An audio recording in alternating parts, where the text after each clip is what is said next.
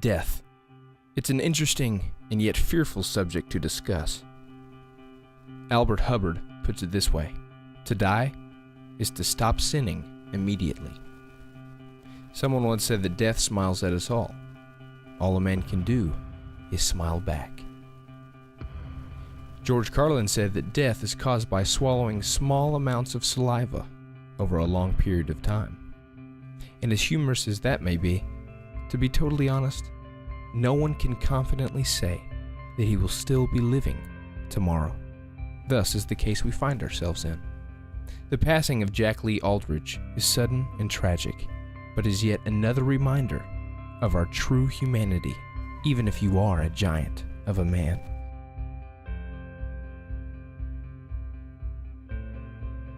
Jack Auldridge was born in El Paso, Texas on December 7, 1932. He was the youngest of three and the only boy, and a mama's boy at that.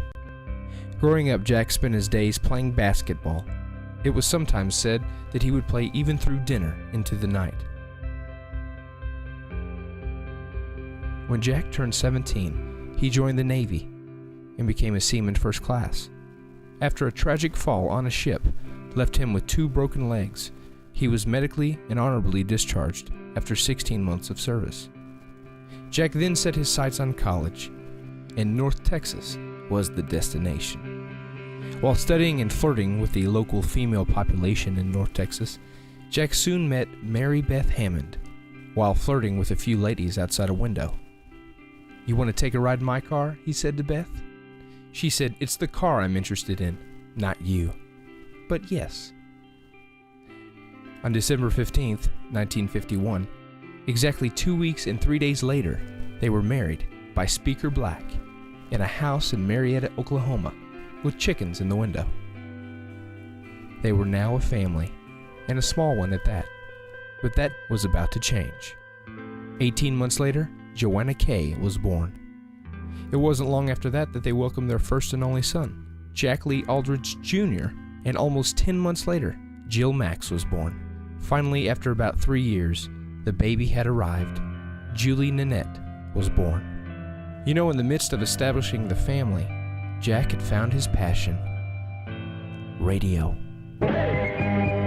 Ding dong, there we go. On the Murray Mess, right there for you. The sound of the 5th Estate at 156. Cole McKay's Call Time on the Jack Murray Show. Jack was willing to take his family and follow his dream, and that's exactly what he did. In fact, Jack's first job in radio was the summer job at KVFC in Cortez, Colorado, working part-time for Charlie Russell. Jack began his radio career at Fort Worth at KXOL as an all-night transmitter engineer in 1958, with a promise from Earl Fletcher that maybe, just maybe, he would do some part-time on-air work.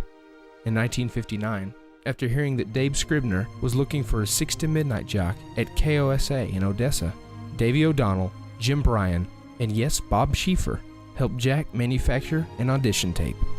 He was hired, and he and his family were off and running.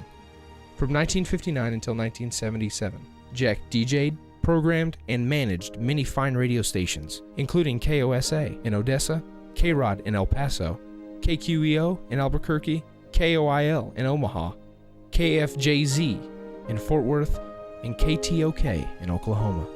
In 1966, he joined the #1 morning team on the Charlie and Harrigan Show at KLIF. Charlie and Harrigan. KLIF 1190.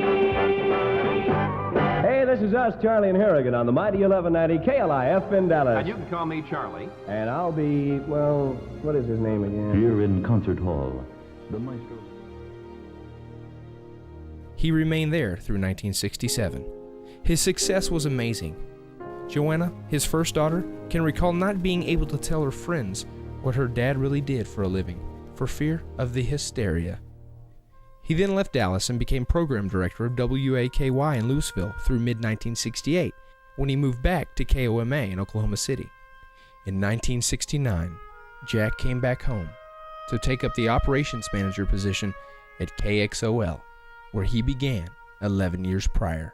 Column A, 1220 on everyone. It's the Jack Murray Show. Come a cash call time on the Murray Mass. Would you like to increase your reading ability from 3 to 10 times? Hundreds of book students and professional people have graduated from the... After moving up the ladder of talent and knowledge, Jack decided to take the next step: ownership.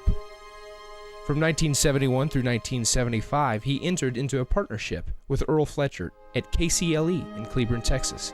There he raised his children and began to usher them through high school. In 1975, Jack became the general manager at KITE and KEXL in San Antonio. In 1977, he bought and managed KHBJ AM, KHBQ FM, and KAKS, which is also known as KISS FM in Amarillo. In their desire to retire and enjoy their 4 children and new grandchildren, Jack and Beth decided to sell the stations in 1991. After 2 years of retirement and relaxation, an opportunity presented itself. An old radio station in San Angelo, Texas, was up for sale. It was a steal of a deal. After a lot of thought, Jack and Beth came out of retirement, and once again, they took the helm of another future radio station.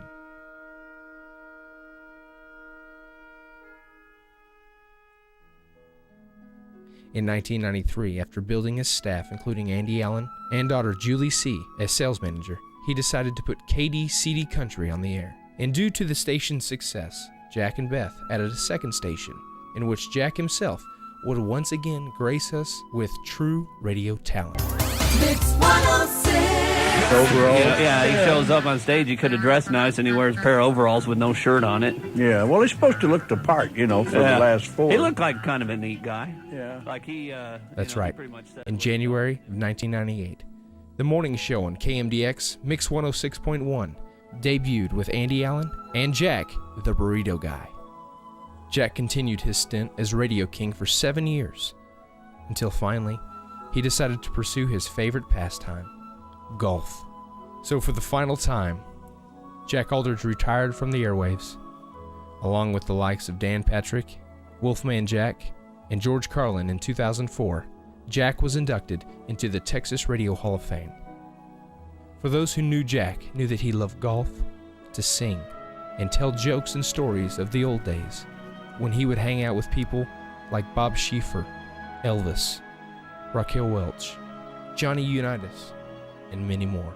But most of all, he loved his wife of 57 years, his 4 children, his 10 grandchildren, and 9 great-grandchildren. You know, it's said that every man dies, but not every man really lives. Well, Jack Auldridge lived.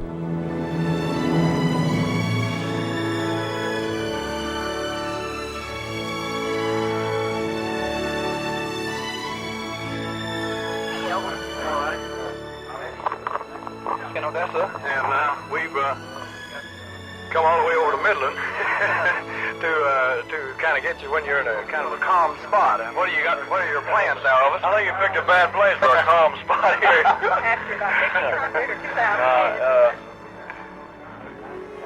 Now we're on our way to California now. Make movie, have a movie scheduled. Right.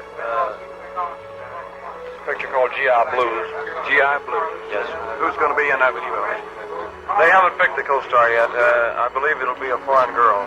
Foreign girl. Yes. Well, those are the best kind.